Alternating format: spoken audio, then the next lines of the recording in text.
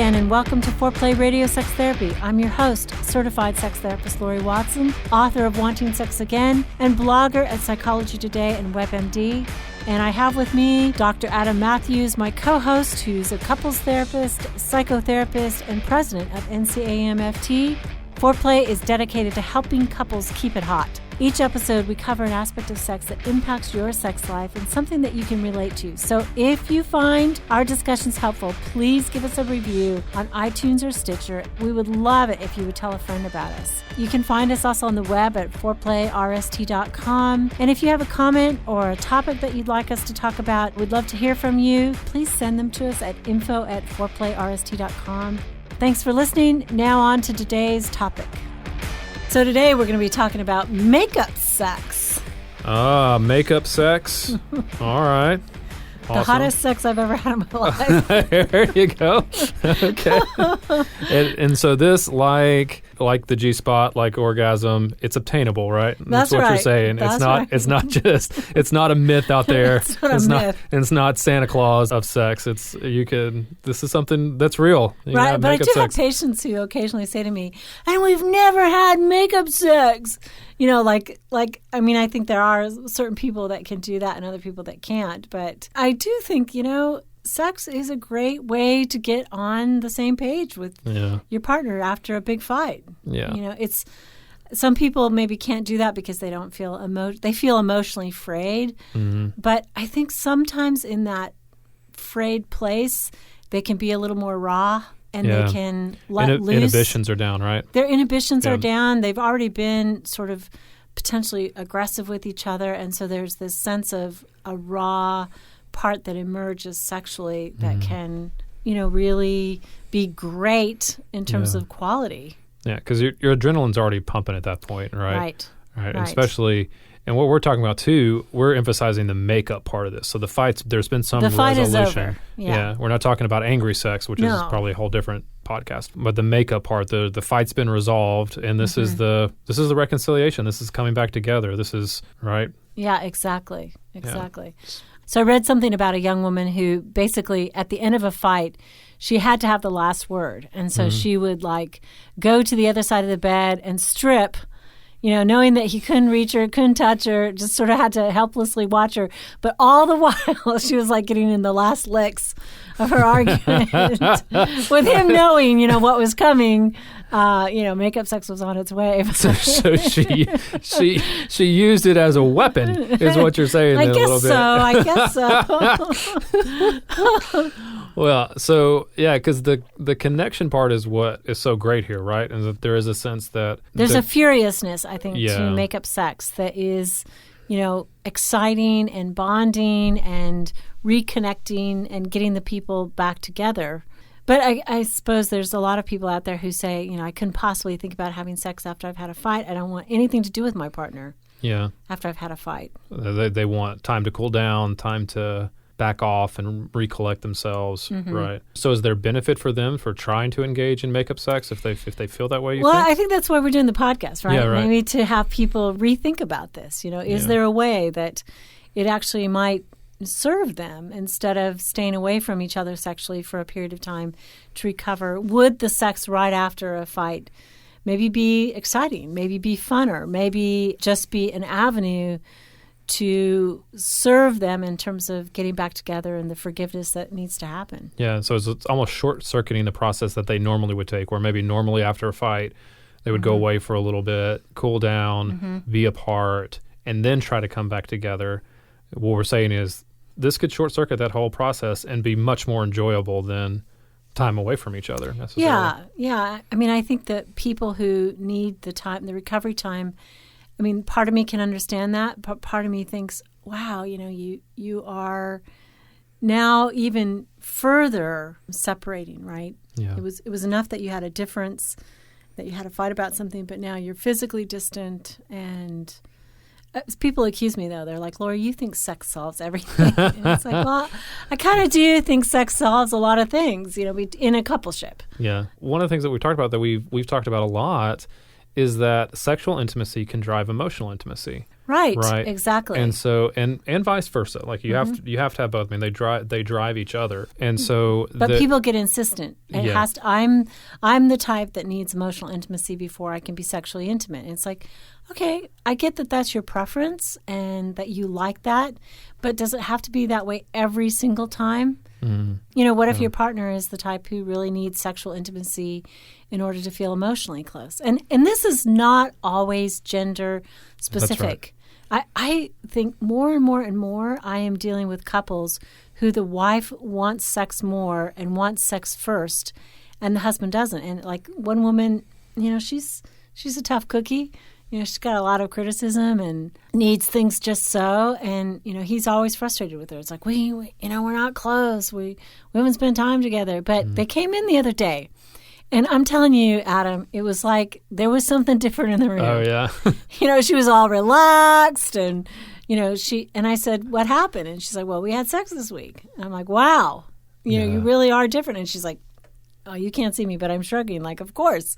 You know, of course I'm different because that makes me feel good. It makes me feel close to him. And if he would just sleep with me, you know, I think some of his complaints would go away. Yeah.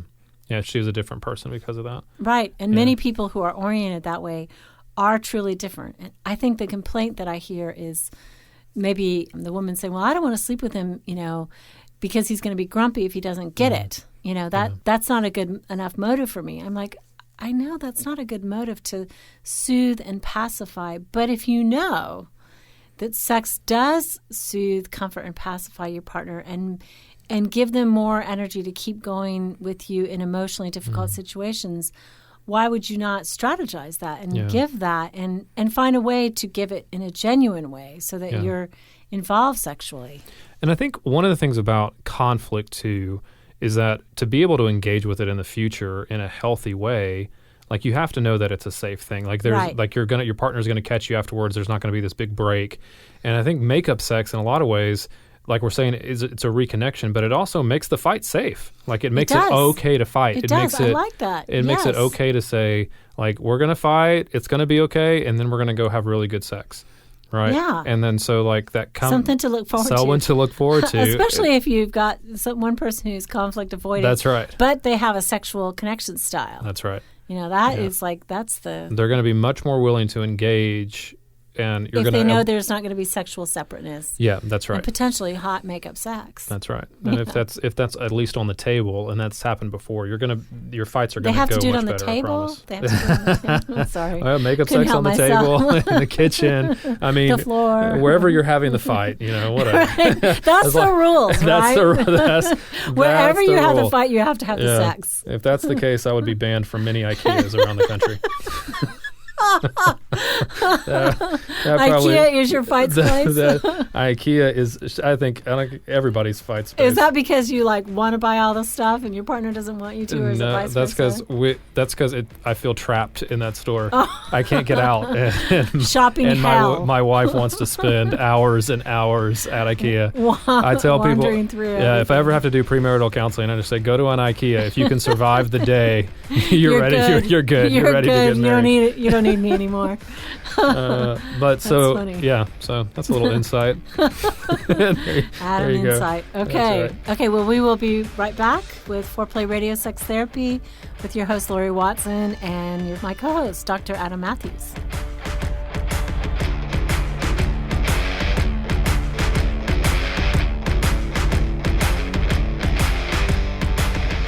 Wanting sex again. How to rediscover desire and heal a sexless marriage by certified sex therapist Laurie Watson.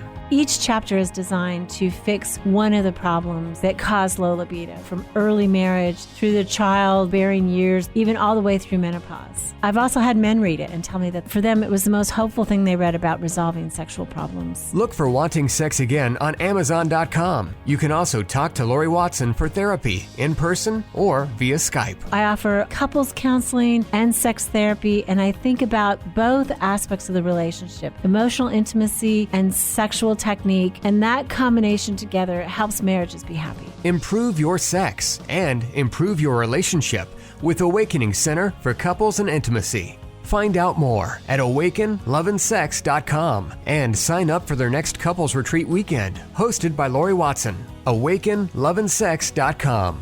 Awaken what's possible.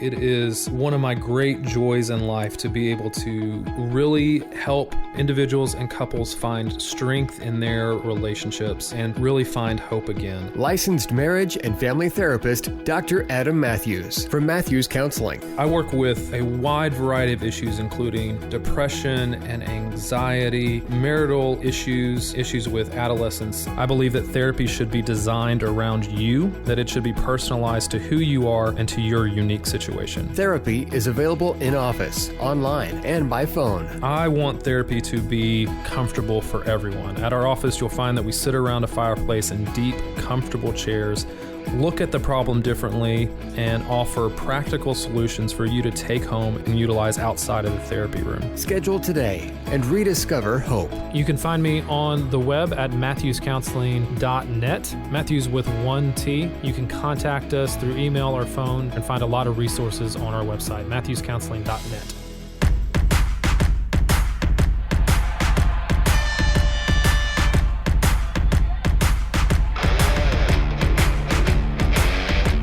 All right, welcome back to Foreplay Radio Sex Therapy. We are talking about makeup sex and the joy of makeup sex, the benefits of makeup sex, right? So, Laurie, we talked before about why this should be happening, right? Besides the obvious, it's hot and it's great sex. That's right. Right? That there is some benefits to connectedness, to being with your partner. It closes out a fight really well, repair. Right? Yeah, repair is a big thing. So how do we, if you're in a relationship where one of the members of that couple is not a fan, right? That they want to be they're a fan. The fight leaves them wanting to be alone, or their process is to kind of separate rather than come together. Right. And after a fight, what's the discussion like? How do we set that relationship up to at least try makeup sex in their relationship? That's a good question. I think that certainly one of the problems with fighting is that we don't necessarily come out of it all the time feeling closer. I mean, a lot of times we come out of it feeling hurt. Yeah. Like our person tread on us in some way or didn't listen to us. And I mean, I think being a better communicator and really hearing your partner is one way to kind of be conducive to a later rendezvous that is physical and intense. Like if your partner feels respected. I mean, I think that's the key. The key, right? Right. Every fight, your partner should feel respected. So no name calling, no contempt, no patronizing, and withdrawal. I mean, no withdrawal, right? If you don't want to do it, you don't want to talk about it, you can't shut it down and say, I'm done, or we're not talking about this, and then expect your partner to feel really good about that later. You have to push through the fight, I would think, as well to really get there. Because again, for makeup sex to happen, the fight has to be resolved. Right. Right. I mean, the fight has to be. There has to be some kind of decent enough resolution to it that you don't feel separated, that you have at least taken a step toward each other in the fight, even if you can't find the perfect solution to whatever you're fighting about. Right. Yeah. You haven't found the perfect. This is what we're going to do from here on out, but you've at least gotten over the anger part of it. Yeah. And I think one of the things, if you are the person in the relationship with a temper, I mean, tempers will extinguish sexual desire over time. Oh, yeah. I mean, some people say, well, I just, I was honest. I got it all out. And I'm like, yeah, you barfed on your partner. Yeah. You barfed all over them, and no, they don't want to have sex with you because they got to go take a shower. Yeah. There's no way they're going to do that because it's emotional vomit all over somebody else. Yeah. And the person says, but I feel so much better. It's like, yeah, you do feel better because you got it out, but you didn't count the cost of how getting it out might damage the actual intimacy and relationship. Yeah. I mean, I think that always has to be taken into account that, yeah, we want to make our points. We want to assert what we feel and what we think in our relationship, but we also have to be cognizant and aware of how that impacts our partner. Yeah. And doing it respectfully, there's just no substitute for that. And I have people say they think they can't be honest at any other volume but top volume. Yeah. Right? They think honesty means that they're just hurling everything that they think or feel all at someone, and there is absolutely no filter. And I would say that there are tactful ways that you can be honest with somebody else, even if it's a really hard honest. If there's something, I mean, we talk all the time about we want people to say the hard thing. Like, we're okay with you saying the hard thing. But when you say it at a volume or in a way that is demeaning or that is frightening, like it does, it's like a fire hose on libido, right? Oh, like forget it. it just dead. drops it. Yeah, absolutely. Really, really quickly. And this thing that you said, Adam, about people feel like they need to be honest at a top volume, I think that sometimes it's true. Being honest is being vulnerable. And so they use the fuel of anger to get it out. But other times, I think sometimes when people are really angry, they are not being fully honest. They are being split. Yeah. They're saying a part of what they feel. They're not saying all of what they feel. So, yeah, a part of us says, I hate you. But another part of us says, and I need you, and I want you, and I love you, and I love these parts of you. But sometimes the split expression, I'm expressing only an aspect of what I feel in this very moment. Our partner says, well, you said it in anger. You said the whole truth. And it's never the whole truth when it's at top volume, I think. Yeah. It's a partial truth, perhaps. Yeah, that's right. Lord, the other thing I think that happens there that becomes part is the blame that people inflict on each other, right? Which I think also... They can only see their partners doing. Yeah. And I think that also extinguishes any kind of sexual desire as well. Sure. Is if I feel blamed by you, I'm not going to want to have sex with you. Yeah, forget it. I think it's that parts thing that you're talking about. There's a part that we see how you've wronged me, how my partner has done me wrong, and so we focus in on that, rather than also owning that there's a part that we have to play as well. Yeah. That I play, that I need to engage in and own as well. And so that becomes, if we just become all or nothing on either side, honestly, if I'm hiding from what I think how you've hurt me, or I'm only blaming you for it and not taking any responsibility, then it's out of balance. Exactly. It's really I think one way in conflict, we feel something so intensely. We can often see what change we need from our partner or what they're doing to us, and we're talking about that. But I think in the midst of it, if we can discipline ourselves to ask, okay, how did I contribute to this? What have I done that has added to this dynamic? I had a woman come in and she was saying, my husband, he's just a social dud. He doesn't bring any friends to the relationship. And, she was very split in terms of that she was the social person, the one who did all the work socially to engage them with other people. But then she kind of sat with herself for a while and she thought about it. She says, though, if I really were to be honest with myself, the last 3 people we've gone out to dinner with that were his friends, I didn't like them. And I didn't invite them back, and I didn't invite them to the parties. And she began to see a way that she had kind of at first blamed him for all the social issues, that he doesn't do enough, but realizing later that she had kind of cut that off. So in the midst of a fight, it's easy to be split, right? It's easy to see and blame, see all the wrong that your partner has done, and it's harder to be vulnerable and say, okay, how have I contributed to this dynamic? Well, my goodness, how much does that mirror the sexual relationship, And exactly. So when we talk about makeup sex... Say more sex, about that, yeah. Well, to have a good sexual relationship, it can't be all about my partner and it can't be all about me, right? Right. There can't be a split there, or there doesn't need to be a split there, because it becomes all about one person or the other person, and one person's needs aren't getting met, and then you're blaming them. There has to be this balance between our own ruthlessness, our own getting what we need out of it, but also a sense of care that our partner is getting what they need out of it. Yeah. And so when we talk about makeup sex, when a fight can be that way, when it can be balanced, when it can be both sides, when we can be fair in it, when we can be respectful, we're nurturing the sexual relationship as well and making it possible for us to come together, for the couple to come together after they've had a fight. And it's both people saying what they want, both people representing themselves. That's a great fight. Yeah. That's right. Even if it's a difference, even if it's stressful, even if there's some anger and frustration. I mean, both people who are strong enough and whole enough to say, this is what I think, and what do you think? And I would say, too, let's throw this out there, too, that anger is not bad, right? Right. We're not talking about anger being bad. Anger is an emotion. It has no positive or negative connotation to it. It just is.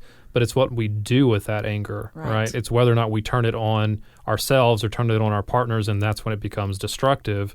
That's where it drives that split that's going to keep us apart. Right. If it causes us to do the things that would hurt our partner, right, that would be disrespectful, then anger is going to be a negative. Or if, like you said, speak more about that if we turn it in on ourselves. What do you mean by that? Well, that's the part that says that my needs aren't important. Yeah. Right. That's the part that says that I'm always to blame. I always do something wrong. It's all my fault. If I was only better, if I was able to be good enough, then you would love me. You wouldn't be mad at me.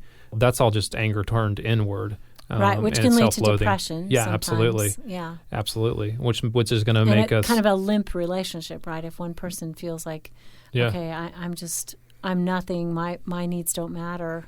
Again, sexual parallel, though, right? Right. I mean, low libido. Libido. That's called low libido. That's right. I mean, that's why you said, you said it. And things go limp, right? I mean, it does. I mean, exactly. I didn't even realize I was saying that. But well, I mean, I think good metaphor here. This is a good metaphor. I mean, it keeps us inhibited in sex. I have had a couple who, he was not assertive in his needs. He was angry about. There was a lot of anger that he had, rightly so, about hurts that he'd had in life. He turned that in on himself, and he had trouble keeping an erection, right? Yeah. I mean, and he had trouble sort of feeling enough for himself that he could, that his penis would listen to that. Yeah, he didn't. Literally, he didn't want to get angry. He saw anger as being bad, and he never vocalized that anger. Once he started vocalizing it and being able to say, "I'm angry about this," like the anger didn't become destructive. He didn't turn to his partner and say, "You're a horrible person." He just said, "I was angry about this. This was hurtful to me." And it started to change things for him. I'm sure he got more potent too. Absolutely. Yeah, absolutely. Because he could.